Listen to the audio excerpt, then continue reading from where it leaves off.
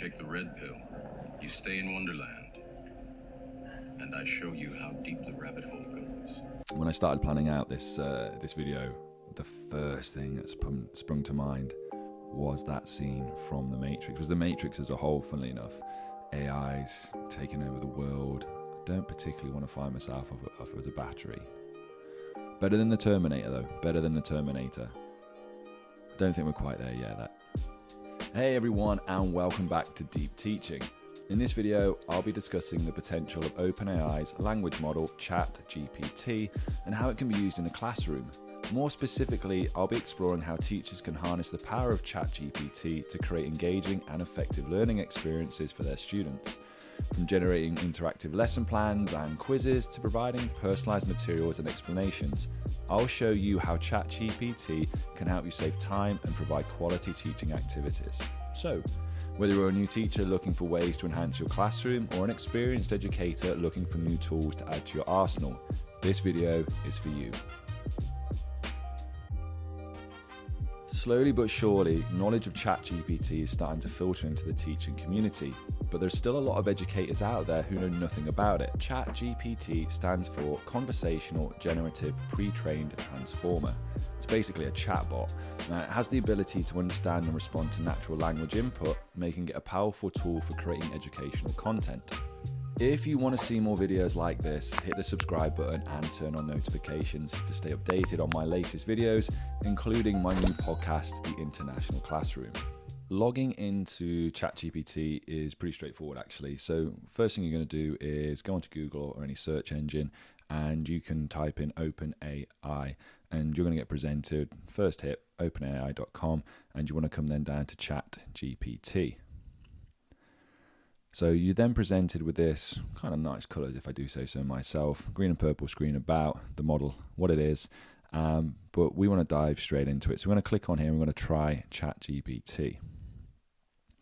Now, mine's automatically sort of logged me in, but what you would find normally, like most websites, subscription websites nowadays, I think you've got the option of Google, I think you've got the option of Microsoft, or normal sort of email to go into it. So I've just used my Google account, keeps me logged in. Dead easy. And once you're on the home page, you're presented with these examples, capabilities, and limitations. What better way to find out how we can use ChatGPT than by asking it itself? So let's just find out. How can teachers use ChatGPT? ? And let's see what it comes back with. So some of the examples: writing prompt generators, questioning answering tool, language learning, generating summaries, generate discussion questions. It's pretty much kind of in a nutshell the questioning, the kind of assessment part of it, and that's what a lot of teachers are using at the moment. I've asked it previously in terms of what would be the benefits of teachers using this, and some of the things it came back with was efficiency, personalization, and supplementing human teaching. And from my experience so far, there's two of those things that stand out: efficiency and supplementing human teaching. What I'm going to do now is I'm going to show you how I've been using ChatGPT to help me, so in other words, to supplement me as a human teacher and kind of be an assistant, as well as lesson planning and assessment side of things. I've been using it across different year groups. I've used it in A-level, I've used it in GCSE, and I've also used it at Key Stage 3 last week. And I'm going to take you through the example, what I've got, and then how it's going to help me in the future as well. Now, what I found with this is the more specific you are, the better the output. So I know that I wanted a 5E lesson plan. Now, it's really good with models and theories and actually being able to apply to it. So you could type in different types of lesson plans and it would come back with a host of different types of models for lesson plans. We use the 5E lesson plan through primary. We pick it up again in Key Stage 3. So it's something I'm familiar with, got an idea, but I want to use it to try and help save a little bit of time. So it's come back with some good ideas about engage, explore, explain, elaborate, and evaluate. And what's kind of always nice about this is it says at the end, one way you can use the 5E model of lesson planning. So make adjustments and changes based on your resources and students' level of understanding. So actually, that's quite a good output. So what I'm going to show you is then how I took that and turned it into a lesson.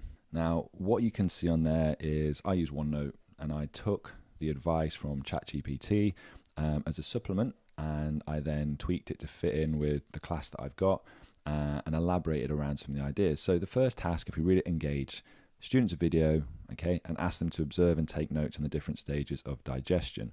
So I found really good video on YouTube, was able to embed it, and I said to the students, right, you're going to make notes, and I highlighted them what I want organs used and in terms of what they do. So they went through that. The next one with explore. So small groups, provide each group with a model of the digestive system, work together to label it. So this is me having labelled it, but prior to that, I asked them to discuss it, to go through what they think it's called, and then to describe their function. So this was a lot about conversation, collaboration, and then what I did is that I went through it, I labelled it, and then they kind of followed suit from there. The next part was explain. So what it gave me from ChatGPT was lead a class discussion, provide examples to help students understand the concepts, explain how diet and lifestyle can affect. Now, I didn't quite necessarily want to go so far with that, so what I did is I asked them to explain what is digestion and how does it work. So they went through that collaboratively, they started to plan out and write their own answers, and then what I did is I took it a step further regarding the enzyme side of things. So again, you can kind of see how it can supplement, and I think it's also good that you can use your own teaching experience and teacher knowledge with it. Now, this is where I really liked it. Now, the elaborating task said real world scenarios where it doesn't work properly. So what I did is I asked ChatGPT, could it give me 5 scenarios where the digestive system doesn't function properly? And it came up with these 5. Now, a few of them, so number 2 and number 3, were probably a little bit too over the top for year 8s. So I picked out IBS, lactose intolerance, and celiac disease. And this is the task I gave them to do. I gave them 10 minutes or so to do it. And it was really good because it had an element of student agency where they could pick and choose, they were collaborating, and they were just really just researching away with it. Now, that's as far as we got in the lesson. But the way we're going to start next lesson is that they're going to have that communication side and discuss, what they found about each one. And then they're going to go on to do an evaluative task. Now, ChatGPT recommended in terms of the evaluate, variety of methods, written quizzes, lab activities, class discussions. So again, it's just working towards your own expertise and knowledge and giving you some ideas, not necessarily everything, but ideas of what to do. For me, we use Educate, which is an online sort of multiple choice quizzing platform. So I could select the questions, the difficulties, how many to give. It gives instant feedback, instant marking, and I can see their progress and understanding of it straight off the bat. So that's how I used ChatGPT to build a 5E lesson plan on the digestive system for year 8. So to also support that lesson, what I asked it to do was create 4 learning outcomes for the 5E lesson plan above. So what's great about ChatGPT is it actually remembers the prior conversations with you. And I could have been specific. I could have given it ideas in terms of for the year group, for the age group, for the ability to differentiate, to scaffold them, but this is what it came out with. So it was just clear when I was saying to the students, these are the things that we want to be able to do. This is where we're going to check our progress and what we can do. So identify, we've got to understand the different stages of digestion, explain how lifestyle and diet can affect the digestive process, and apply your understanding. Now, you may be looking at number 3 going, it hasn't tackled that. Now, and there's a reason why. As you can see on here, previously before the digestion 5E lesson plan, we looked at health and wellness and how your diet can affect health and well-being. So I asked ChatGPT to create a research task using the work of Tim Spector, apologies on the spelling there, on gut health for year 8 students on bacteria and digestion. So again, it came up with this research task for me, corrected me obviously on Tim Spector and spelling the surname, and actually what I then did is I then put that into OneNote as a task for them to do. You can see the task in front. So let's think how it compares to the ChatGPT. So it gave me the task to investigate the role of bacteria in digestion and also the objective. So really, really good in terms of what it fires out there. Research and understand the importance of bacteria in the digestive system with a focus on the work of Tim Spector. So we've got to research, we've got to learn about, we've got to understand, we've got to write a report, and I didn't throw in the optional one, and you'll see why. But so I've got it there. Okay, in terms of objective, I've got some context, okay, but this was the thing in terms of the tasks. So it said, obviously, to read some work about Tim Spector. So I asked it, can you recommend a piece of work to read or watch? by Tim Spector, and it came out with this. And that is what you see in the context of the lesson. And with that help, I was able to go off away and find just some different videos from Tim Spector that the students are going to be watching to help them write their summarizing report to answer this question. Now, that's as far as I've got. So my students are currently doing this for their homework. So I wanted to then go, right, how am I going to mark this as a marking criteria? So I asked ChatGPT, can you create a marking criteria for this research task? And it gave me this, and I was kind of happy with those headings, as it were, but actually I needed it more as a marking rubric. So I asked, and this is what it came up with. So it automatically, and I said to it, put it into a table form for me. You know, I've got the criteria, I've got 5 grades, and it's from excellent all the way to unsatisfactory.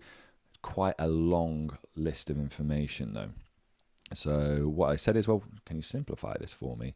And it did.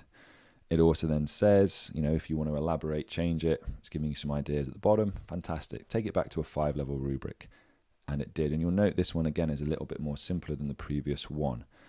So I took that and I made a marking rubric from it. So this is what it's got. So that's one way I've been using it to kind of build lessons, continuous lessons and tasks for Key Stage 3. Now, what I mentioned earlier was about understanding models and types of activities that you may want to use.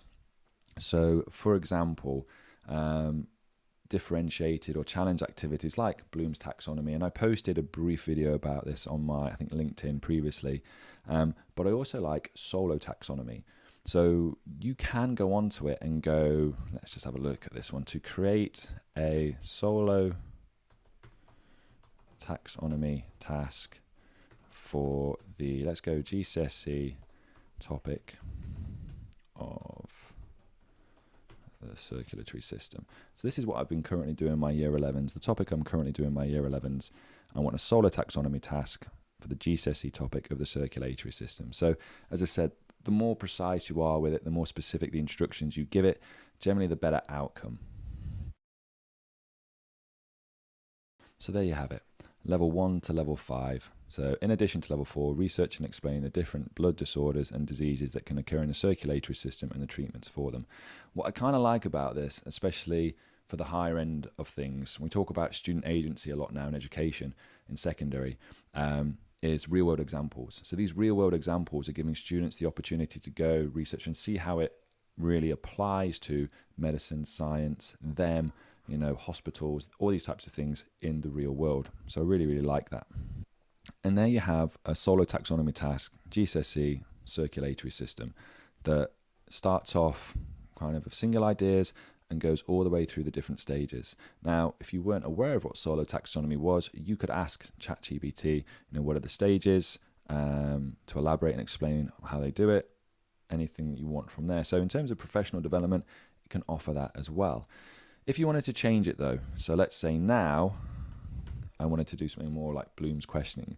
So can you create a series of questions based on Bloom's taxonomy for, we're going to say this topic. So it knows to refer to above. So let's see what it comes up with. It's always very polite.